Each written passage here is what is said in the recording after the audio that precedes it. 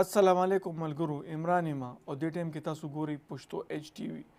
څوک د چا مدد نه کوي وروره، که څوک مري یو شل ځل دې مړه شي، که څوک بیماران کیږي یو شل ځل دې بیماران شي، که څوک د پریشانو نه دونه تنګیږي چې خودکشي وکړي ودې کړي، خو څوک د چا مدد نه کوي. دا ویډیو لکه مکمل وګورئ او بیا ووایئ چې مونږه مسلمانان او مونږه پښتانه په کوم ځای کې ولاړ یو. دا ویډیو لکه مکمل وګورئ.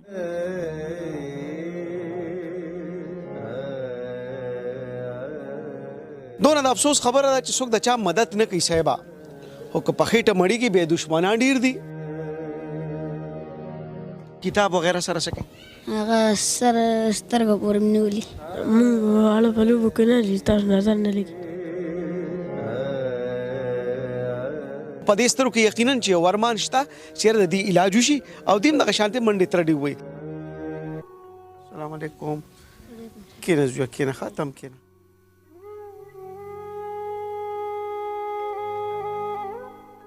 قدرمنو دا درې واړه چې رالل دې کور ته، دا نیاکه رادننه شو، دا درې واړه ړانده دي. د دې نه مخکې په دې پروګرام کې تاسو یو کمره وکته، دا د واده د هلک کمره وه، خو دی د واده نه 8 میاشتې پس په حق ورسېدو نو ناوې بس لاړه خپل کور ته، کور روان شو. هم د دې نانا زوی و، دا چې کوم ړانده نوسیر هم د دې نانا دي. بل یو زوی جي هغه هم یو څو کاله مخکې 24 د هغه هم شپږ یتیمانان واړه پاتې شو. ما یې د نیا بیا ته وې چې د دې پلار یاره دغه د مازغو کمزورې دوی لتلی دی، هغه مازغه ذهني معذور دی. مور یې راله، ما یې خورې ته به پرې خبر وکړې چې ستا د بچو. وایي نه، زه خو خبرې نه شم کولی او نه کوم. ما یې دا ولې؟ وایي دلته کې خو زمونږ د مدد څوک نشته، خو که زما دا خبرې هم چا اورېدې نو جون به راله په عذاب کړي. ما یې ډېره ښه ده، خو ما یې زه به ولس ته څه وایم چې پلار خو زه لیونی دی او مور خبره کور ته تیاره نه ده، ځکه چې به د معاشرې او د چاپېرچل دغه پیغور او د تور نه ځان ساتي چې ستا کار سوچې خبرې دې وکړې. دونه د افسوس خبره ده چې څوک د چا مدد نه کوي صاحبه، خو که په خېټه مړیږي بیا دشمنان ډېر دي. چاپېرچل څه عجیبه سوچ لري صاحبه، علاج دې نشي کولی. وای ترې خوشحالېږي، خو که لږ دې څوک مدد کوي نو صاحبه قیامت دی. د چاپېرچل دې سوچ او فکر ته ګورم چې ښه تعلیم یافته خلک دي، ښه پوهه خلک دي، خو کله چا آواز د کېښوده چې دې سره مدد ضروري دی نو صاحبه بیا پیغورونه دي او پدې دي.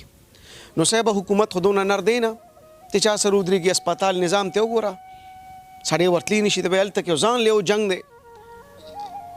که د بېنظیر انکم سپورټ پروګرام شي یا د احساس پروګرام خبرې شي نو خدای خبر چې په چا تقسیمېږي. د بابولا تر اوسه پورې خپلې پیسې نه دي اخیستې، حالان دا هم کونډه ده. نو د نانا به درته څه وایم چې یو ولې چا په ګنو کې روید که چې د هغه شپږ یتیمانان یو ته بیا وړو چې ناوې ته پاتې شوه کوروان دی، کمره کې به دا ولاړ دا په ډېره خفه کېږي دې کمرې ته. او بیا چې دې نوسو ته ګوري نو دا هم ړانده. نو صاحبه څه به راته وایم چې مور خو خبره نه کوي، هغه په دورشل کې د هغې هغه پلو ماته ښکاري او پلار شته دی نه چې هغه به د مازغو دوی پسې چې ته لرې تلي.